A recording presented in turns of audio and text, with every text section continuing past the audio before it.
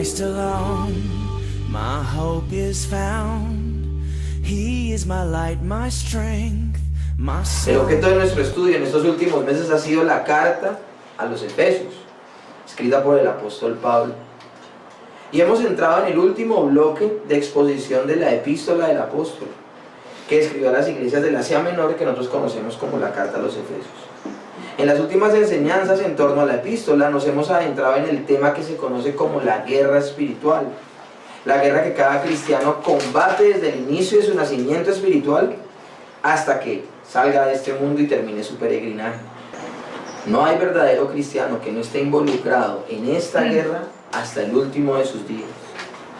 Hemos salido del reino de las tinieblas y hemos sido trasladados por la obra del Espíritu Santo al reino de la luz. Y desde ese instante Satanás y los demonios quieren que nosotros caigamos de nuevo. Quieren enlodar nuestro testimonio y así de alguna manera menospreciar el nombre de Cristo. Por ello fue vital conocer, y esto ya lo hablamos, estoy haciendo un pequeño resumen, y por ello era vital que nosotros conociéramos a qué tipo de guerra nos enfrentábamos, cuál es el enemigo de nuestro ser, sus artimañas de ataque y la manera en que enfrentamos esa guerra. Precisamente en ese último punto es en el que estamos. ¿Cómo enfrentamos esa guerra? Quiero recordarles nuevamente el texto bíblico y ya nos adentramos el día de hoy. Efesios 6, desde el 13 al 20 dice así: Por tanto, tomad toda la armadura de Dios para que podáis resistir en el día malo. Y habiendo acabado todo, estad firmes. Estad pues firmes, ceñidos vuestros lomos con la verdad, y vestidos con la coraza de justicia. Y sobre todo calzados los pies con el apresto del Evangelio de la paz. Sobre todo tomad el escudo de la fe, con que podáis apagar todos los dardos de fuego del maligno. Y tomad el yelmo de la salvación y la espada del Espíritu, que es la palabra de Dios. Y orando en todo tiempo, con toda oración y súplica en el Espíritu, y velando en ello, con toda perseverancia y súplica por todos los santos. Y por mí, a fin de que al abrir mi boca, me sea dada palabra para dar a conocer con denuedo el misterio del Evangelio, por lo cual soy embajador en cadenas, que con denuedo hable de él como debo hablar. Amén. Habíamos hablado de que los tres primeros elementos de la indumentaria que el soldado tenía en la guerra eran elementos permanentes, es decir, que él tenía puestos todo el tiempo como su uniforme. Pero que había otros tres elementos que él se ceñía solo en el momento de la batalla. Los tres elementos que ellos tienen normalmente en su uniforme es la correa, la coraza y el calzado. Todo el tiempo están con ellos puestos. Y los otros elementos que se los pone solo en el momento de la batalla es el escudo, el casco y la espada. El cinturón de la verdad fue el primer punto que vimos hace 20 días atrás. Y hablábamos de que el cinturón afianzaba la túnica al cuerpo y permitía la facilidad del movimiento del soldado. Si no tenía ceñidos sus vestidos a su cuerpo por medio del cinturón, sería un desastre en la confrontación. Y hablábamos de que había dos formas de ver la verdad, ese cinturón que representa la verdad. Había dos posturas en la teología. La primera postura es que hablaba de que el creyente absolutamente no puede decir mentiras. Su dicho debe ser sí, sí, o no, no, pero no debe ser ambiguo y mucho menos mentiroso. Y la otra postura que veíamos era que nosotros habíamos vivido en un mundo de mentiras antes de convertirnos en creyentes. Y al convertirnos en creyentes, vemos las cosas de manera verdadera. Recuerden que el pecado distorsionó la mirada del observador. Uno como hombre, al haber caído en pecado, su visión de las cosas es distorsionada. Aún su visión de la moral y del mismo Dios. Estamos en una época donde a lo malo le llaman bueno y a lo bueno le llaman malo, ¿cierto? Y cuando hablamos de que nosotros venimos de las tinieblas, de que venimos de un mundo caído, es que nosotros teníamos como verdaderas cosas que eran falsas. Y al ver la verdad de la palabra, se nos abren los ojos y vemos con claridad la verdad. Pues la otra postura teológica habla de que nosotros permanezcamos en la verdad de las Escrituras y no volvamos a la mentira del mundo, ¿correcto? ¿Cuál es mi postura? Mi postura no es ponerme de un lado o del otro. Yo creo que los dos resumen lo que significa el cinturón de la verdad. En el creyente no puede haber mentira. O sea, no podemos justificar la mentira en nuestras vidas. O sea, como por qué tenemos que echar mano si aún el mismo Señor Jesús dijo, sea tú decir sí, sí o no, no, y lo que más sea de esto de mal proceder.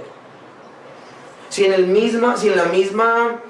la misma ley moral, en los 10 mandamientos habla de no levantar falso testimonio, obviamente el cinturón de la verdad nos habla de que el creyente no puede haber en su boca ¿qué? Mentira. Y también adicionamos la otra postura, no es que tomemos una sola, no, hacemos una unión de ambas. El creyente ya tiene una nueva percepción de las cosas. Y de hecho, más allá de una nueva percepción de las cosas, él tiene una correcta percepción de las cosas. El creyente tiene una correcta percepción de lo que es el matrimonio, de lo que es el amor unos con otros. El creyente tiene un correcto concepto de lo que es la sexualidad. El creyente tiene un correcto concepto de lo que es la justicia, de lo que es lo correcto y lo profesional, por ejemplo, en tu carrera o en el ejercicio que practicas como labor. La palabra de Dios no es ambigua. La palabra de Dios nos deja ver claramente cuál es la posición de Dios en cuanto a lo moral. Entonces la fusión de estas dos es el cinturón de la verdad. En nosotros no puede haber mentira y debemos perseverar en la verdad de las Escrituras. Amén. Ahora vamos a pasar al siguiente elemento. Todo esto era un resumen. El siguiente elemento que vemos, y acuérdense que son elementos que todo el tiempo tiene puesto el soldado, no solamente en el momento de la batalla, sino permanentemente, es la coraza de justicia. Dice Efesios 6:14, la parte B. Y vestidos de la coraza de justicia. La coraza era aquel elemento que cubría las partes vitales en el cuerpo del soldado. Le cubría el pecho, su estómago y en algunos casos la espalda también. El apóstol Pablo relaciona de alguna manera la coraza con la justicia. Ahora, en el pensamiento judío, el corazón representa la mente y la voluntad. Y las entrañas, es decir, los intestinos y todo esto, representa el lugar de las emociones y los sentimientos. Vuelvo y repito, en el pensamiento judío el corazón representa la mente y las entrañas los sentimientos y las emociones. Entonces ustedes han oído hablar de ese término que dice, este hombre habló de tripas corazón. Eso significa que es una persona que estaba hablando con su mente y con sus emociones, ¿correcto?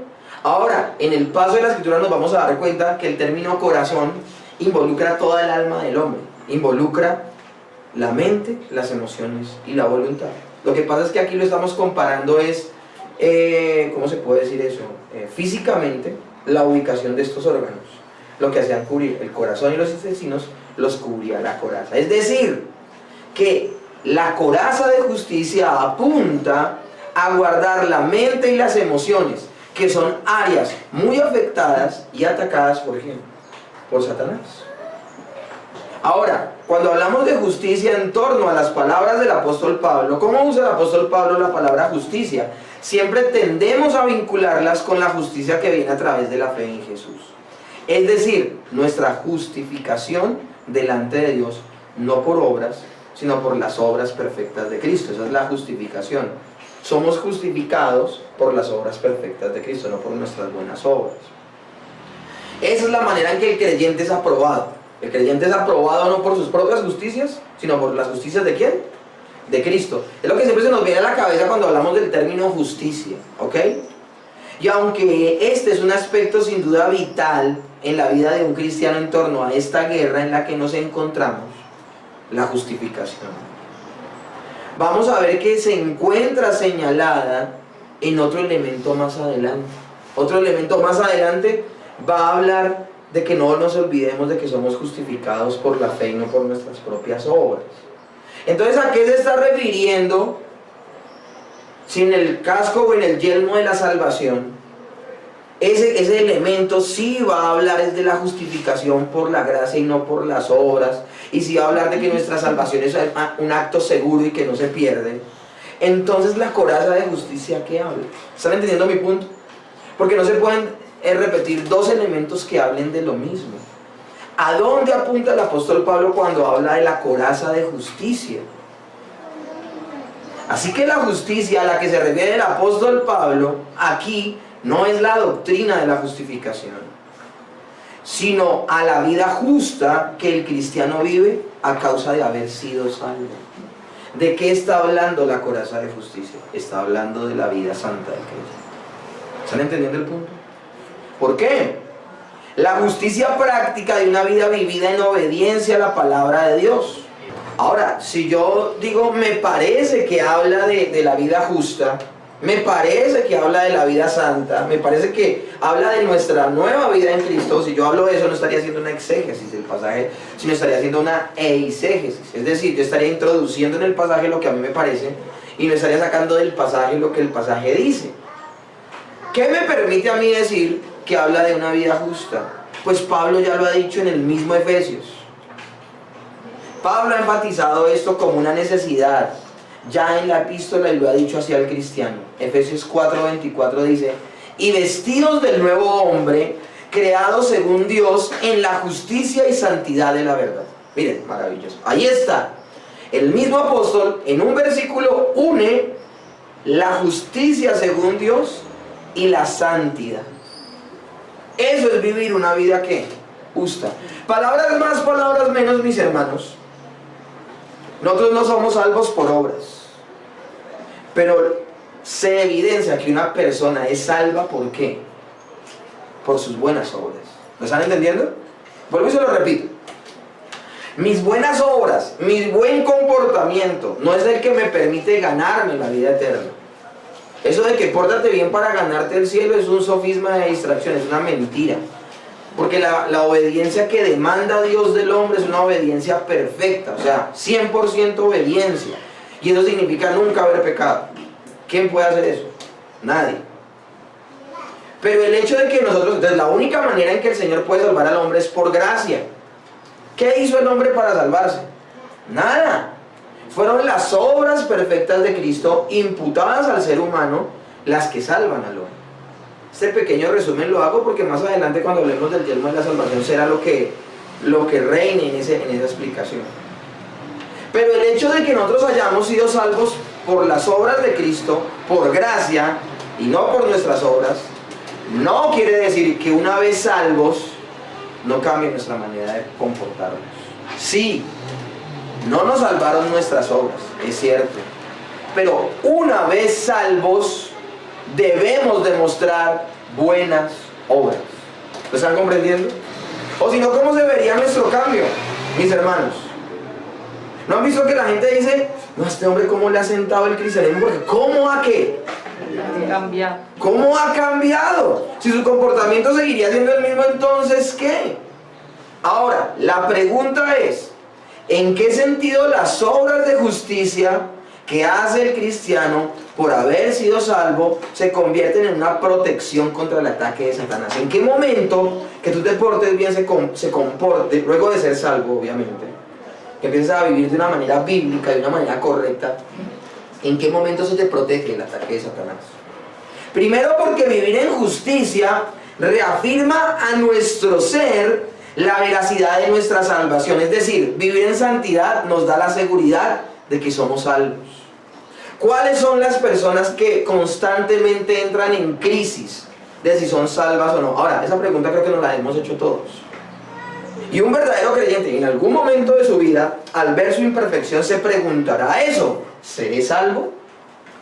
Pero si es la pregunta constante de un creyente que lleva 20, 30 años en la iglesia, constantemente se está preocupando si es salvo o no, eso sencillamente está evidenciando una realidad. Es que esa persona no está viviendo según la palabra y por eso tiene esa duda. Una persona que no vive en santidad tendrá constantemente esa duda. Vuelvo y repito, en algún momento de tu peregrinaje cristiano, en algún momento tú te habrás preguntado, ¿seré salvo? Y esa pregunta existencial teológica viene de un corazón que es salvo. Pero si esa pregunta es todos los días, durante 20 o 30 años, es que algo estás haciendo mal que te acusa en tu interior y te lleva a dudar de tu salvación. ¿Lo están comprendiendo? Romanos 8:16 dice, el Espíritu mismo da testimonio a nuestro espíritu de que somos hijos de Dios. O sea que nosotros debemos tener la seguridad de que de nuestra salvación. Ahora, muchos se imaginan que esto es exclusivamente una acción misteriosa y mística del Espíritu Santo sobre nuestro ser. Y aunque sin duda el Espíritu de Dios coloca convicción en nuestra vida, la convicción es en torno a la veracidad de las Escrituras. ¿Por qué vendrá una convicción a tu vida? Porque el Espíritu Santo mágicamente te da convicción. ¡Ah! No tenía convicción, pero ahora la tengo. Eso es misticismo. ¿Saben de qué viene la convicción? De que tú vas a la palabra y lees en la palabra, y lo que lees en la palabra está ocurriendo en tu vida. Eso se llama coherencia. Y al ver que lo que dice la Escritura se cumple en tu vida, tú tienes la seguridad de la salvación. Si es que la seguridad de la salvación no es un acto místico, ¡ay! No tengo duda que, ¡ay! ¿De dónde vino? No sé. Fue un viento, algo sopló. No. La convicción de que tú eres salvo proviene de que tú meditas en la palabra y tú, una vez salvo, vives la palabra. Esa coherencia te da seguridad de tu salvación. Lo que aquí afirma Pablo en torno a que el Espíritu Santo da testimonio a nuestro ser de que somos hijos de Dios, se refiere a la vida que el Espíritu permite que ahora vivamos, lo cual sin duda es un testimonio a nuestro propio ser de que estamos en Cristo. Lo decía ahorita en teología sistemática. La fuerza que nos permite vivir en santidad no viene de nosotros, viene de ¿quién? Del Espíritu Santo. La Biblia dice, por el poder que actúa, valga la redundancia, poderosamente en nosotros. ¿Se refiere a qué? Y también lo ha dicho la carta a los Efesios eso. Es el poder del Espíritu que actúa en nosotros. Pero finalmente, ¿quién es el que vive en santidad? El creyente. La parte sobrenatural la hace el Señor. Sencillamente nosotros tenemos que echar mano ¿de qué? De nuestra responsabilidad humana y vivir en ese nivel. Miremos el contexto del pasaje para que más o menos lo entiendan. Romanos 8, del 12 al 17. Porque el texto que acabo de leerles, el Espíritu mismo da testimonio en nuestro espíritu de que somos hijos de Dios, es Romanos 8, 16. Pero miremoslo en su contexto y vamos a leer desde el 12 hasta el 17. Así que hermanos, deudores somos, no a la carne, para que vivamos conforme a la carne. Porque si vivís conforme a la carne, moriréis. Mas si por el Espíritu, miren, mas si por el Espíritu, ¿quién lo hace? Hacéis morir las obras de la carne, ¿quién lo hace? No, nosotros. Miren esto tan especial. Mas si por el Espíritu, ¿quién obra ese cambio? El Espíritu. Mas si por el Espíritu, y cambia el sujeto, hacéis morir las obras de la carne, ¿quién es responsable de hacer morir las obras de la carne? El creyente, en el poder del Espíritu. ¿Están entendiendo el orden? Es el poder del Espíritu, pero ¿quién lo hace finalmente? El creyente. Porque si vivimos conforme a la carne, moriremos. Mas si por el Espíritu hacer morir las obras de la carne, viviremos. Porque todos los que son guiados por el Espíritu de Dios, estos son hijos de Dios. Pues no habéis recibido el espíritu de esclavitud, para que estéis otra vez sujetos a temor, sino que habéis recibido el espíritu de adopción, por el cual clamamos Abba Padre. El Espíritu mismo da testimonio a nuestro espíritu de que somos hijos de Dios. Y si hijos, también herederos. Herederos de Dios y coherederos con Cristo, si es que padecemos juntamente con Él, para que juntamente con Él seamos glorificados. Toda la unidad temática que les acabo de leer apunta a que la evidencia de que hemos sido salvos es que nuestra vida cambia. Entonces sí hay elementos bíblicos fuertes para poder señalar que la coraza de justicia está hablando de esa vida justa, de esa vida que cambió a la hora de ser salvos. Sin duda, una vida en justicia da testimonio a nuestro ser de que somos hijos de Dios. El apóstol Pedro ordena que el cristiano reafirme en su ser esto para que su ser entienda y acepte que ha sido elegido y llamado. Miren, 2 de Pedro 1:10 dice: por lo cual, hermanos, tanto más procurad hacer firmes vuestra vocación y elección, porque haciendo estas cosas no caeréis jamás.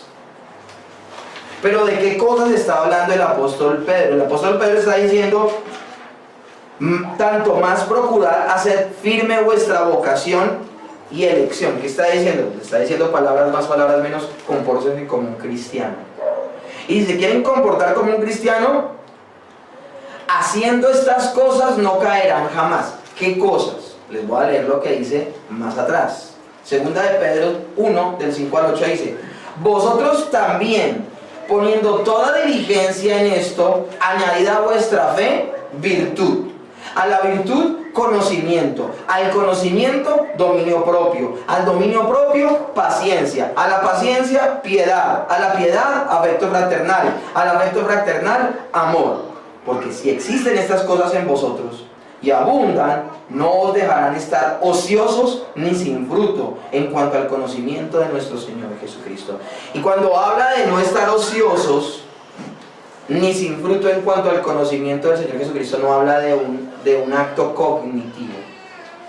¿Saben qué significa verdaderamente la palabra conocer? Conocer no habla de entender solamente, habla de comprender. Y comprender es la unión de lo teórico con lo práctico. Yo comprendo algo cuando lo entiendo a tal punto que lo practico. Eso es comprender. De ese conocimiento habla. Y el creyente se queda ocioso y sin fruto si su conocimiento no lo lleva inmediatamente a la práctica. Si la predicación que tú recibiste el día domingo no la llevas inmediatamente a la práctica, no vivirás una vida santa. Mira que está diciendo: a tu fe añádele virtud. O sea, si vas a hacer las cosas de la fe, hazlas bien, hazlas de manera excelente. Pero no solamente eso, añádele conocimiento, o sea, sigue preparándote. Y a tu conocimiento, añádele dominio propio. Y esto es maravilloso. Yo que gano con conocer la Biblia de pe a pa, pero soy un libertino en mi propia vida. El dominio propio es aprendernos a autorregular. Y bueno, las que acaba de nombrar. Esto robustece la idea de que la coraza de justicia, ¿a qué se refiere? Se refiere a una vida santa. A una vida que demuestra un antes y un después de Cristo. ¿Y qué era eso que debía hacer? Lo que les acabo de nombrar: añadirle, añadirle, añadirle. ¿Saben cómo se llama eso de añadirle cada vez a nuestra vida más cosas de la Biblia? Significa crecer en santidad. Se lo nombraba también a los estudiantes ahorita del seminario. La senda de los justos es como la luz de la aurora, que va en aumento hasta que el día es perfecto. Y este texto no está hablando de que hoy tengo pocas finanzas y mañana tengo más. Hoy tengo poco amor sentimental y mañana tendré más. Hoy tengo poca realización personal y mañana tendré más. A eso no se refiere de gloria en gloria y de victoria en victoria. ¿A qué se refiere? Se refiere a que la senda de los justos es como la luz de la aurora. Y así como el sol no sale de sopetón, está de noche y luego está de día, no, es un proceso paulatino. Así como la rotación paulatina, en 12 horas se llega de la noche al día, así un movimiento paulatino es el camino de la santificación en el creyente. Nosotros llegaremos a ser como Cristo porque nos la hemos pasado toda la vida en nuestro peregrinaje trabajando en pos de eso. Amén. Cada día seremos más como Cristo. Juan el Bautista lo decía: es necesario que yo mengüe y Él crezca. Eso necesita pasar en nosotros. Que todos los días seamos menos de nosotros y más como Él. Ahora, lo que pasa es que hay creyentes que son negligentes en esa labor. Hay creyentes que no mortifican el pecado. ¿Qué es mortificar el pecado? Mortificar el pecado es que tú le pones trabas al pecado. Eso es mortificar el pecado. Si tú viendo un programa de televisión sabes que vas a caer en pecado, ¿qué haces viendo televisión? Si sabes que tienes un problema de alcohol, así el hermano que está a tu lado se come la carnecita con cerveza, que es respetable, pero hombre, tú no puedes hacer eso. Mortificar el pecado es cerrar las puertas que pueden alimentar el pecado en tu vida. Y la mortificación del pecado hace parte del proceso de la santificación. De ser poco a poco como Cristo y llegar finalmente en el día de la glorificación a ser exactamente como Cristo. Pastor, llegará el momento donde podremos ser como Cristo. Sí, esa es la promesa. Nuestro ser no solo necesita saberse cognitivamente salvo, no solo debe saber una doctrina en nuestra mente, sino que debe bajar esa parte cognitiva a nuestras emociones. Y las emociones deben evidenciarlo en nuestras acciones, en la manera en que vivimos ahora que somos capaces de vivir en el Espíritu Santo la voluntad de Dios. Por esta razón Pablo asimiló la justicia práctica como la coraza que protege nuestro ser, nuestro corazón, nuestras entrañas, nuestra mente, todo nuestro ser. Porque vivir de una manera coherente a las Escrituras nos guarda aún, escúchenme bien, mental, emocional y físicamente. Nos guarda. No hay cosa más triste, no hay calamidad más terrible que un creyente que sabe que es incoherente, que vive una doble vida, podría decirse, que cree en algo, pero hace otra cosa. Eso ya puede ser hasta peligroso mentalmente. Y cuando te hablo de peligroso mentalmente, es que una persona así se puede hasta desquiciar. Imagínense la angustia y la agonía que puede estar viviendo una persona. Y estoy hablando del que honestamente es salvo, porque no estoy hablando de los que fingen ser salvos. No hablo de una persona que honestamente es salva, que nació de nuevo. Ustedes se imaginan la vida tan miserable que puede estar viviendo y el precio tan alto que puede estar pagando por probar un poquito de placer con el pecado. La tragedia que debe estar viviendo esa persona debe ser terrible, emocional, mental, en todo aspecto. Entonces, no caigamos en eso. David, por ejemplo, siendo negligente en ocuparse de su salvación con temor y temblor, al pecar expresó en el Salmo 51:12: vuélveme el gozo de tu salvación. Vuélveme el gozo de tu salvación. El hombre andaba amargado, andaba triste. Tal vez todo el mundo había quedado sano de su pecado. Natán obviamente lo descubre, pero el resto del pueblo, ¿cómo estaba la nación de Israel? ¿Cuál era la reputación de David cuando Natán lo confronta? ¿Cuál era la reputación? ¿Mala? No, la reputación de David era espectacular. Siempre fue puesto como el mejor rey de Israel. Y aunque todo el mundo le aplaudía, en lo secreto David, ¿qué? Había perdido el gozo, lloraba. En el Salmo dice: mi verdor se convirtió en sequedades de verano. O sea, era algo terrible lo que estaba pasando David. Yo creo que cuando lo confrontan a Natán, es una confrontación tan fuerte, yo creo que el primer alegre fue David. Ahora la oración es: vuélveme el gozo de la salvación. David no está diciendo: vuélveme la salvación. Yo les pregunto, ¿David dejó de ser salvo cuando pecó? No. Pero estaba viviendo una tragedia. Y es la tragedia del creyente que no es coherente lo que cree con lo que vive. David no había perdido su salvación. Esto es un regalo divino y no se puede perder, pero se había perdido el gozo de saberse salvo. Y esto no porque vivía en torno a la justicia y a la voluntad de Dios, sino que había carencia de santidad en su vida, y esa carencia de santidad llevaba a que dudara de su salvación. Además, otro aspecto en cómo la vida de justicia se convierte en una coraza contra los ataques de Satanás, es que cuando vivimos como Dios desea que vivamos, no damos cabida a Satanás. Primero que todo, no solo nos guarda nuestra mente, nuestras emociones, nuestra voluntad, sino que además, por estar en obediencia, no le damos lugar al diablo. Recuerden lo que Pablo ya le ha dicho en esta carta, en esta epístola, a aquellos que dejan que su ira reine por un tiempo. Miren lo que dice Efesios 4:26 al 27. Airaos, pero no pequéis. No se ponga el sol sobre vuestro enojo, ni le deis lugar al diablo. Pablo en ese texto, no voy a hablar de la ira, voy a hablar de darle lugar al diablo. Cuando una actitud incorrecta, pecaminosa, permanece en tu corazón y dilatas el arreglarla, le estás dando cada vez más lugar aquí al diablo. Por eso en la ira en particular, que es lo que está hablando acá, le dice: no se ponga el sol sobre vuestro enojo. Le está diciendo Pablo al creyente: por favor, esa actitud pecaminosa no te vayas a dormir con ella, porque al otro día va a ser un poco más difícil solucionarlo, y al siguiente día y al siguiente día. ¿Cuántos creyentes dilatan las decisiones de hacer cambios radicales en su vida, y lo único que están haciendo es dándole lugar al diablo?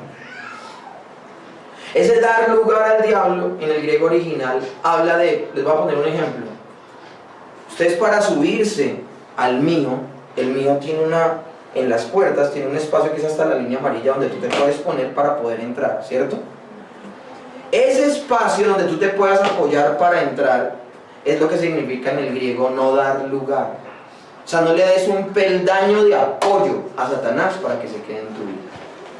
Y darle un peldaño de apoyo a Satanás para que te quede en tu vida son esos asuntos sin arreglar que tú dilatas y aplazas. No, eso lo cambio después. Sí, mi genio. Sí, mi mentira. Sí, mi doble moral. Sí, aquello. Hay cosas que no podemos dilatar el cambio, que tenemos que cambiarlas. ¿Cuándo?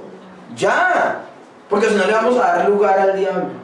Hay cosas con las que no nos podemos acostar a dormir.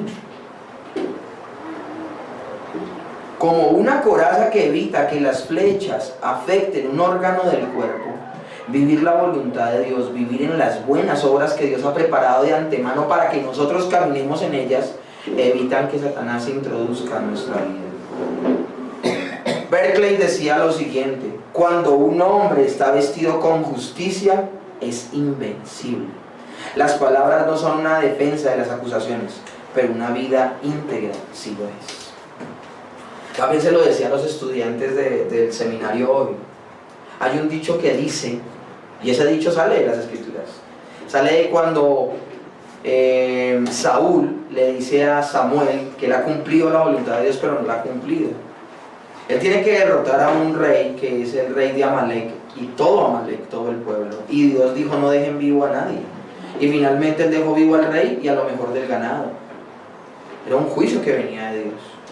Lo tremendo del asunto es que él dejó vivo al rey y a lo mejor del ganado. Y aún así él está diciendo a Samuel, dice: no, es que yo cumplí la voluntad de Dios.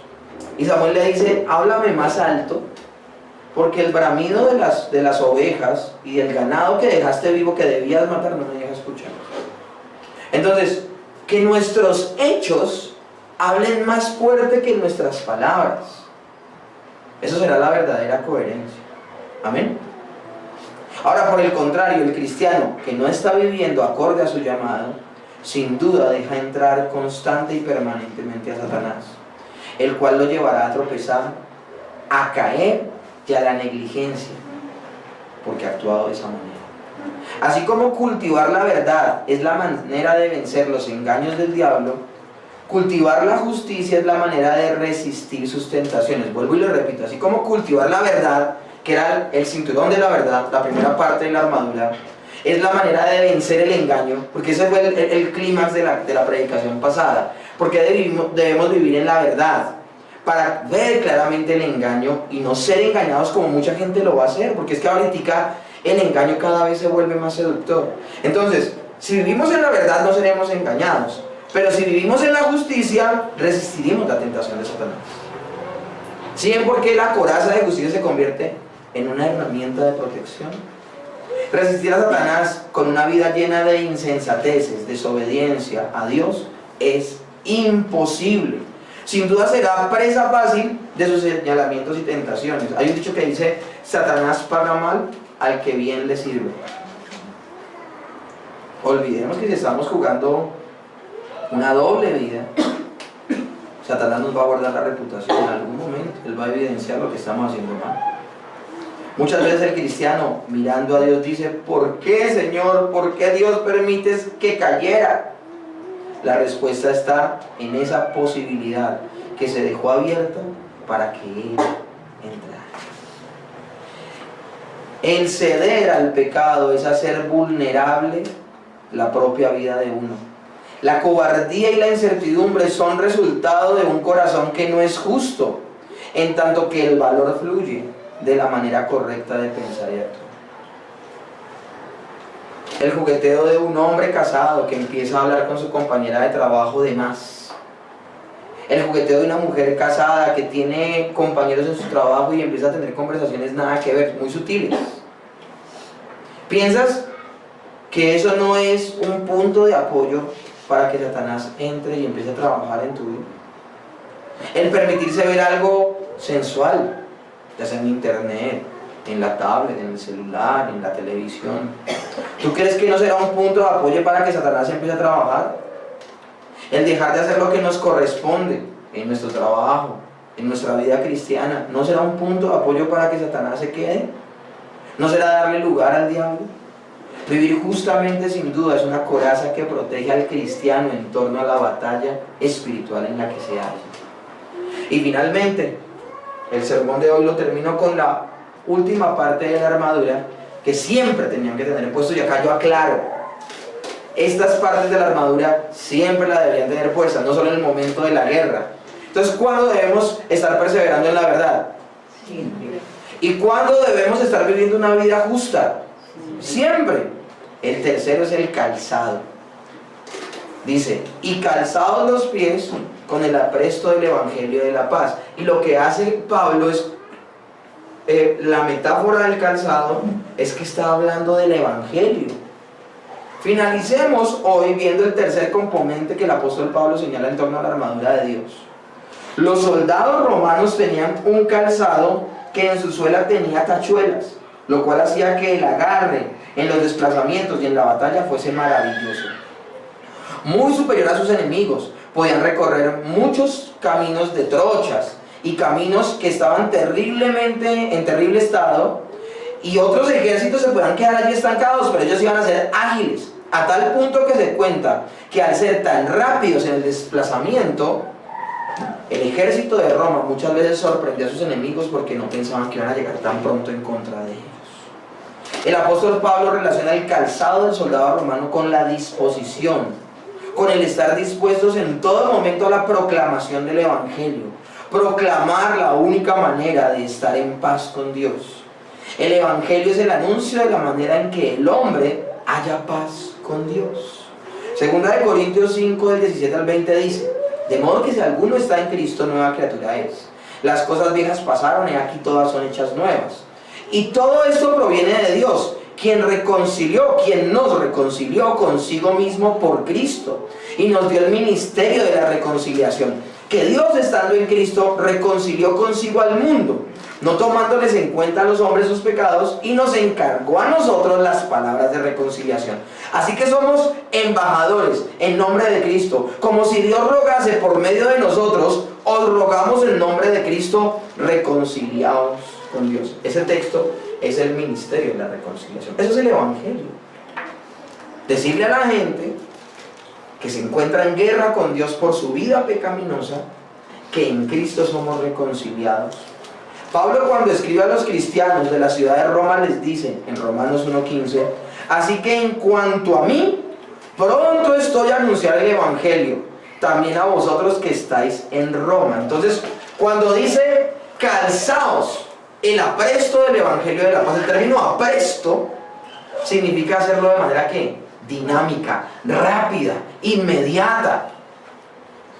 Pablo no escribe esto hipócritamente. La Biblia dice que él se convirtió en Damasco, y luego de su conversión, ¿cómo sigue Hechos capítulo 9?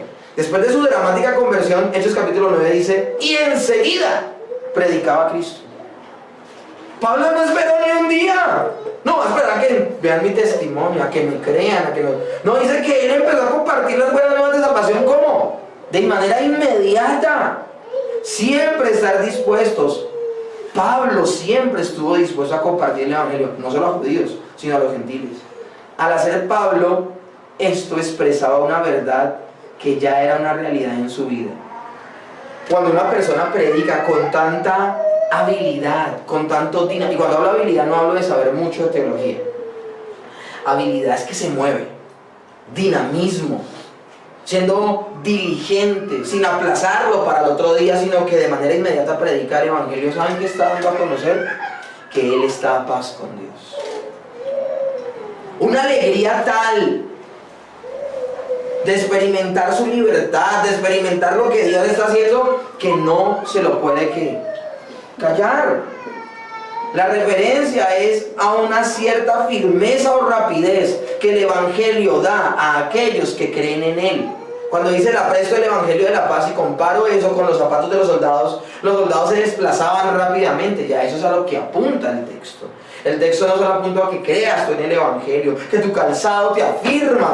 No, el texto está hablando de que si tú crees en el Evangelio, tú de manera natural lo vas a empezar a compartir, de manera dinámica, con la firmeza de que las botas fuertes dan a aquellos que las usan. En efecto, Si hemos recibido las buenas nuevas y estamos disfrutando de la paz con Dios, y de uno u otro modo tenemos la base más firme posible desde la cual luchar contra el mal, por eso Pablo no dudaba en ningún instante del favor divino, pues estaba en paz con Dios. Así que lo que sus sentidos percibieron fueron no miedo a predicar, sino todo lo contrario. Se lanzó con valentía y hablando a todos del Evangelio. Ahora, el mismo Pablo, hablando del tesoro que poseía, es decir, de la verdad del Evangelio que proclamaba, él decía esto. 2 Corintios 4, del 7 al 9. Pero tenemos este tesoro en vasos de barro, para que la excelencia del poder de Dios no sea de nosotros, sino de Dios, que estamos atribulados en todo, mas no angustiados, en apuros, mas no desamparados, perseguidos, mas no desamparados, derribados, pero no destruidos. Yo les pregunto, ¿las condiciones de Pablo cuando predicó el Evangelio eran las mejores? Acabo de leerles. Perseguidos, mas no desamparados, atribulados, mas no angustiados, en apuros, mas no desesperados, derribados, mas no destruidos. ¿Cuántas veces nosotros hemos aplazado el predicar el Evangelio porque es que no estoy en la mejor condición? Yo les pregunto, ¿las condiciones de Pablo externas eran las mejores? Aún internas, porque habla de angustiados, que es una situación que interna. Perseguidos es una situación externa. Derribados es una situación interna. O sea, él podía tener situaciones fuera o dentro de él. ¿Eso lo detuvo de predicar el Evangelio? No. Su confianza en Dios era indestructible. El Evangelio que constantemente compartía una y otra vez enfatizaba la verdad de que estaba en paz con Dios. Por eso remata diciendo lo siguiente en 2 Corintios 4, pero ahora del 16 al 18. Por tanto, no desmayamos. Antes, aunque este cuerpo, este hombre exterior se va desgastando, el interior no obstante se renueva de día en día, porque esta leve tribulación momentánea produce en nosotros un cada vez y más excelente y eterno peso de gloria, no mirando las cosas que se ven, sino las que no se ven, pues las que se ven son temporales, pero las que no se ven son eternas. Charles Hodge decía lo siguiente: puesto que el Evangelio logra nuestra paz con Dios y nos da la seguridad de su favor, produce ese celo gozoso mental que es esencial para el conflicto espiritual. ¿Cómo así ese celo mental? Ese celo mental quiere decir que una persona que está convencido de que se reconcilió con Dios nunca asociará sus situaciones a algo malo que está haciendo. ¿Se acuerdan lo que le decían los discípulos a Jesús? Este está ciego por el pecado de él o de sus padres. ¿Cuánta gente siempre asocia lo malo que le sucede a algo con Dios? Y eso lo detiene a predicar el Evangelio. Acá estamos haciendo como un estudio psíquico de la mente del creyente. ¿Cuánta gente? Esto me pasó porque es que Dios no me ama. Y eso finalmente redunda ¿en qué? En que no compartes el Evangelio. Pablo, todo lo que le sucedió, dice que 4 veces le pegaron azotes, una vez lo apedrearon, le hicieron de todo a este hombre y nunca se cayó, porque nunca asoció sus momentos difíciles a que Dios lo dejara de amar. ¿Por qué tenemos esa tendencia de creer que cuando nos pasa algo, nos enfermamos, Dios no me ama? Se enfermó mi hijo, Dios no me ama. Pasó una situación difícil en tu trabajo, no, es que Dios no me ama.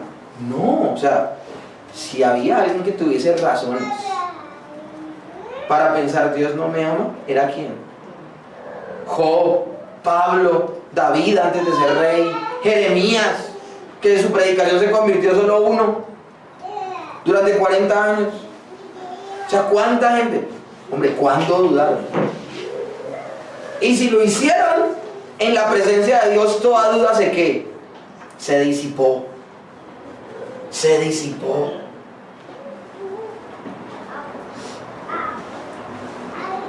La verdad de estar en paz con Dios es vital en medio de la confrontación y tribulación que trae esta guerra espiritual. Y como Pablo, sin duda, ha tomado de Isaías una metáfora o un punto bíblico para terminar lo que dice. Miren lo que dice Isaías 52:7. Cuán hermosos son sobre los montes los pies de los que traen alegres nuevas, del que anuncia la paz, del que trae nuevas de bien, del que publica la salvación, del que dice a Dios, tu Dios reina. ¿Ustedes saben de dónde viene el nombre Evangelio? El nombre Evangelio ni siquiera es un nombre bíblico. Es un nombre, creo que latino. Venía de los romanos, o griegos, ahorita no me acuerdo muy bien. Pero viene de la palabra evangelius. Y evangelius era el cargo de un soldado en la guerra. No sé si lo sabían. Y el evangelius era el soldado que tenía la tarea. Después de que el ejército ganaba, un soldado se iba corriendo adelante del pueblo a anunciarle al pueblo que estaba en la ciudad esperando. Era el que paraba y decía, ¡ganamos! Esa era la labor del evangelius. Avisar, era el comisionado que le decía, ¡ganamos! Ahora, esto en un contexto de historia, lo conté alguna vez de donde viene el nombre maratón. Maratón viene de un lugar que estaba entre una ciudad y otra. Ese lugar se llama Maratón, y hay una guerra. Y los griegos han salido a pelear contra sus enemigos, pero antes de salir le han dicho a sus mujeres y a sus hijos, si no hemos llegado antes del amanecer, eso quiere decir que perdimos, y ustedes no van a permitir que vengan esos hombres sin honor y vengan acá a violarlas y a matarlas, no. Que cuando ellos lleguen acá, todos ya se hayan suicidado. Así eran los griegos. Que ninguna espada de nuestro enemigo toque la cabeza de uno de nuestros descendientes. Y las mujeres y sus hijos hicieron un pacto con sus hombres. Si al amanecer no han llegado, nos matamos todos. Suicidio colectivo. Y esta gente se la ha pasado peleando todo el día. Y este emisario, el que ha tenido que ir a varias ciudades a traer refuerzos para poder ganar la guerra. Y finalmente ganan, pero están a una hora de que amanezca y están a 50 kilómetros de su ciudad. Y a este hombre se le da la labor, creo que se llamaba Filipides este hombre, le dieron la labor de en menos de una hora llegar a la ciudad y avisar. Y él sale corriendo. Y recorrió esos kilómetros en una hora. Y alcanzó a llegar a la ciudad y gritó, ¡ganamos! Y la historia cuenta que cayó muerto de cansancio, se murió de cansancio. Se murió. Esa era la labor del Evangelio, y de ahí viene el nombre de Evangelio. Ahora, él no llegó diciendo, ¡hombre! A todos les suben el sueldo. O sea, ¿qué relevancia tiene subir el sueldo a todo el mundo en medio de una guerra donde están a punto de morir todos? ¿Qué relevancia tiene eso? Él no llegaba diciendo, ¡hombre, todos tienen casa propia! ¡Tienes un nuevo puesto! ¡Vas a viajar al exterior! ¿Y por qué hago esta aclaración? Porque a esta hora, bajo la sombrillita de Evangelio, que lo llaman buenas noticias, bajo esa sombrillita de buenas noticias, mucha gente predica algo que no es el Evangelio. Se paran una hora a decirle a las personas en la iglesia cómo realizarse personalmente, cómo realizarse laboralmente, cómo realizarse intelectualmente, cómo el Señor ha prometido que van a tener más dinero o van a tener más éxito. Miren, eso no es el Evangelio. ¿Qué relevancia tendría en la historia que yo les estoy contando que Filipides se levantara y les dijera, ¡hombre, le subieron el sueldo a todos! Ninguna. La única relevancia que había era que él se parara y dijera, un ejército ganó por ustedes la salvación. Hemos ganado. Eso es lo que hace un evangelista, decirle a un pueblo que está condenado a muerte, que está a punto de morir, que otro murió por ellos. Ese es el único tema central del evangelio. Y una persona que sabe que está en paz con Dios, lo publica sin miedo.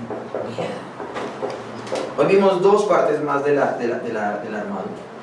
Hoy vimos Ya hemos visto 20 días atrás el cinturón de la verdad. Hoy día vimos la coraza de justicia y vimos el calzado, el apresto del Evangelio de la paz. Ojalá que podamos ir corriendo a practicar lo que escuchamos. Amén. Señor, en esta mañana yo te doy las gracias por este tiempo, por tu palabra y por la obra maravillosa que estás haciendo. En el nombre de Jesús te damos las gracias y te pedimos, como lo decíamos en la prédica, Señor, que nuestra senda sea como la luz de la aurora, que va en aumento hasta que el día es perfecto y que poco a poco podamos adquirir la imagen de Cristo. En el nombre de Jesús. Amén.